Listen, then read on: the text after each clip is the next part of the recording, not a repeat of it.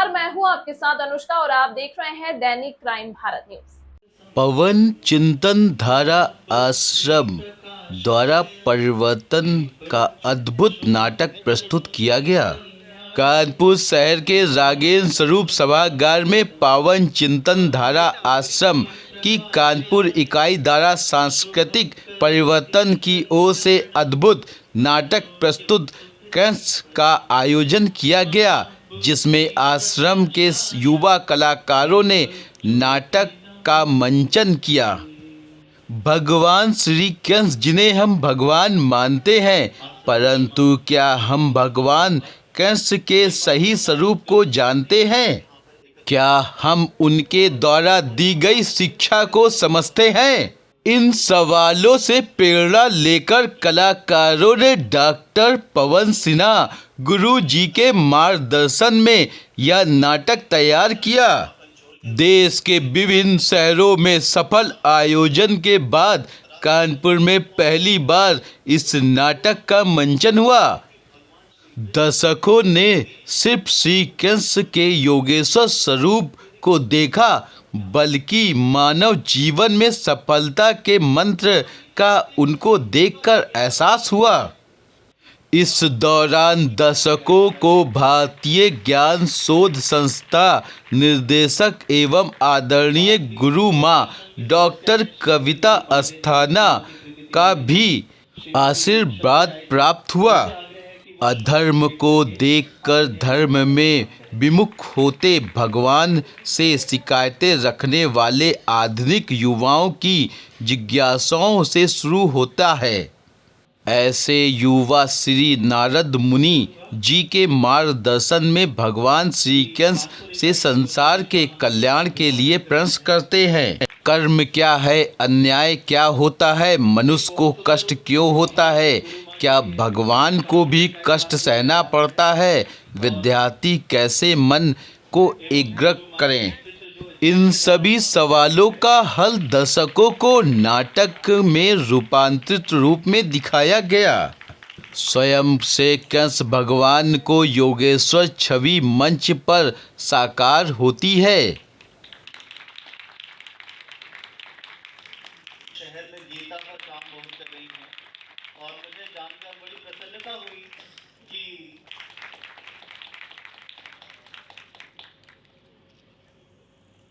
तो सही मार्गदर्शन की शास्त्र, गुरु और आश्रम आपके जीवन को दिशा देते हैं और ऐसा ही है एक पावन चिंतन धारा आश्रम। परम पूजनीय गुरु महाराज श्री राम कृष्ण परमहंस जी को अपना गुरु धारण करने वाले डॉक्टर पवन सिन्हा गुरु जी, जिन्हें करोड़ों लोग गुरु जी, एस्ट्रो अंकल, गुड लक गुरु, गुरुदेव के नाम से जानते हैं। 8 वर्ष की आयु में आप ईश्वर की खोज प्रारंभ कर साधना भक्ति मार्ग पर चल दिए। आप एक साधक, धर्म प्रचारक, समाज सुधारक और दिल्ली विश्वविद्यालय में राजनीति शास्त्र के शिक्षक भी हैं। अनेक सम्मानों से अलंकृत आप अनेक विषयों के ज्ञाता हैं।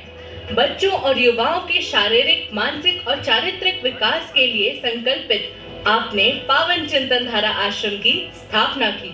17 फरवरी 2010 को धर्मयाधि युधाच्योन्नत क्षत्रियस्य न विद्यते। हे अर्जुन, तुम्हें अपने क्षात्र धर्म को देखकर अपने कर्तव्य से विचलित नहीं होना चाहिए, क्योंकि योद्धा के लिए धर्म में युद्ध से बढ़कर दूसरा कोई कल्याणकारक कर्तव्य नहीं। मृत्यु का शोक मत करो पार्थ, क्योंकि जैसा मैंने कहा था, मृत्यु तो शरीर की होती है, आत्मा तो अनश्वर है। न जायते म्रियते वा कदाचिन नायम भूत्वा भविता वा है। उसमें आपने एक छोटी सी चीज देखी होगी, परिवर्तन। यहाँ पे भी लिखा हुआ है परिवर्तन। आश्रम का नारा भी है, परिवर्तित हो, परिवर्तन करो। अब ये सब किसने बनाया, हम सब ये डॉक्यूमेंट्री में देख चुके हैं, कहने की आवश्यकता नहीं है। आप सब लोग बहुत पहले से गुरुजी से परिचित ही होंगे। कहना सिर्फ इतना है, आप सब में से किस किस को वो लोरी याद है, लल्ला लल्ला लोरी, दूध की कटोरी, दूध में बताशा, मुन्ना। किसी भी विषय पर जाकर के उनसे प्रश्न कीजिए, वो आपको उत्तर देते हैं, संतुष्ट करते हैं, कभी भी उत्तर को वो अनुत्तरित नहीं रहने देते, वो आपको संतुष्ट करके भेजते हैं। ये होते हैं गुरु। वो अपने जीवन जीने की कला सिखाते हैं कि कैसे जीवन जिया जाता है। वो हर पल हमें बताते हैं कि ऐसे कार्य करो, ऐसे चलना चाहिए, ऐसे बैठो, ऐसे बैठना चाहिए, ऐसे अध्ययन करो। ये हमारी ऋषिकुल परंपरा थी, ये हमारा आश्रम है। हम आश्रम के नाम से कितने लोग जानते हैं। दीप ज्योति नमोस्तुते, शुभम आरोग्यम सुख संपदम, दीप ज्योति नमोस्तुते। आप सभी गणमान्यों का हृदय से बहुत बहुत साधुवाद। एक बार जोरदार कर्तन ध्वनि से आप गणमान्य अतिथियों का अभिवादन कीजिए, स्वागत कीजिए। लगा दिए गए हर जगह, यहाँ पे लिखा है अद्भुत नाट्य प्रस्तुति, पता नहीं नंबर कब आएगा। अब ये फिर आ गई आशीर्वचन देने के लिए। मैं कौन हूँ आशीर्वचन देने के लिए? हम सब भगवत कार्य कर रहे हैं। हमारे साथ आश्रम की अधिष्ठात्री माँ दुर्गा हैं, उनके आशीर्वाद से हम सब फल फूल रहे हैं। आपको दिख ही रहा होगा, काफी फले फूले हैं। तो बस जल्दी से दो बातें कहूंगी। आपने देखा होगा अभी जो डॉक्यूमेंट्री दिखाई गई है, उसमें आपने एक छोटी सी चीज देखी होगी, परिवर्तन। यहाँ पे भी लिखा हुआ है परिवर्तन। आश्रम का नारा भी है, परिवर्तित हो, परिवर्तन करो। अब ये सब किसने बनाया, हम सब ये डॉक्यूमेंट्री में देख चुके हैं, कहने की आवश्यकता नहीं है। आप सब लोग बहुत पहले से गुरुजी से परिचित ही होंगे। कहना सिर्फ इतना है, आप सब में से, यानी कि सबको पता है। अब विभिन्न प्रकार के जनरेशन्स के यहाँ लोग हैं, पर फिर भी सबको पता है। क्यों पता है? इसलिए पता है क्योंकि ये गाई हुई पंक्ति है। फिजिक्स के फॉर्मूला, केमिस्ट्री के formula, sine theta cos theta नहीं याद रहता, पर ये याद रहता है। क्यों याद रहता है? क्योंकि इसमें रिदम है, ये गाया जा सकता है। यानी कि मानव का जो हृदय है वो कला, साहित्य, संगीत के प्रति संवेदनशील है, उसे वो बातें याद रहती हैं। अब गुरुजी तो न जाने कब से अपने प्रवचन के माध्यम से ये जन जागृति, संस्कारों के प्रति जन जागरण करने का प्रयास कर रहे हैं, पर ये जन जागरण मेरे जनरेशन के बाद। परिचय देते हुए आज कार्यक्रम के विषय में जानकारी जी, मेरा नाम डॉक्टर कविता स्थाना है। मैं पावन चिंतन धारा आश्रम गाजियाबाद से यहाँ आई हूँ। हमारे आश्रम का प्रकल्प है परिवर्तन, जिसपे काम है नृत्य, नाटक, संगीत, कला के माध्यम से युवाओं और बच्चों को अपने धर्म, अपने देश, अपनी प्रकृति, अपने समाज के बारे में जागरूक करना है। और इसी कड़ी में आज श्री कृष्ण नामक नाटक लेकर आए हैं, जिसमें कृष्ण का वो चिर परिचित रूप नहीं दिखाया जाएगा जिसके हम आदी हैं। उनकी कोई लीला, बाल लीला, रास लीला का कोई वर्णन यहाँ नहीं किया जाएगा, बल्कि उनके योगेश्वर स्वरूप को यहाँ दिखाया जाएगा, जिन्होंने गीता में उपदेश दिया। और हम सब लोग ये जानते हैं कि वो उपदेश केवल श्री अर्जुन जी के लिए है, पर आज हम इस नाटिका के माध्यम से जानेंगे कि सबके अंदर एक अर्जुन है जो जब द्वंद्व में फंसता है, जब डिप्रेशन में जाता है, जब उसका काम करने का उत्साह ठंडा पड़ जाता है, तो वो ऐसा क्या करे कि उसका उत्साह पुनः जागृत हो। मैम, जैसे आज जो नई युवा पीढ़ी है, इससे धर्म से कैसे उनको क्या संदेश देना चाहेंगी धर्म के विषय में? जी, जो आज की युवा पीढ़ी है वो धर्म का मतलब ही नहीं समझती।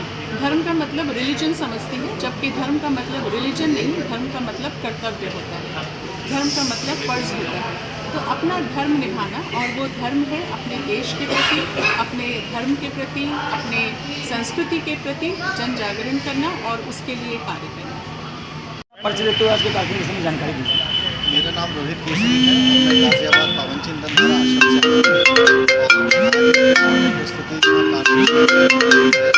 इसका उद्देश्य है कि भगवान श्री कृष्ण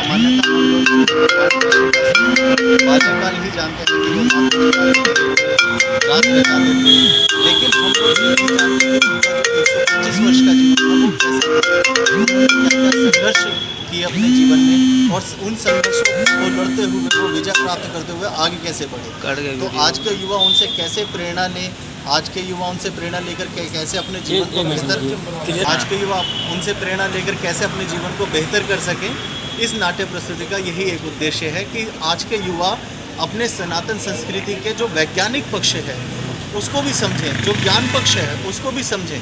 तो एक नाट्य प्रस्तुति लेकर हम लोग गाज़ियाबाद से यहाँ पर आए हैं और हमारे कानपुर शहर के जो सदस्य हैं उन्होंने यहाँ पर आमंत्रित किया, तो सभी लोग हम लोग यहाँ पर गाज़ियाबाद से आए। सर, अभी तक किन किन शहरों में ये कार्यक्रम का आयोजन कराया गया है?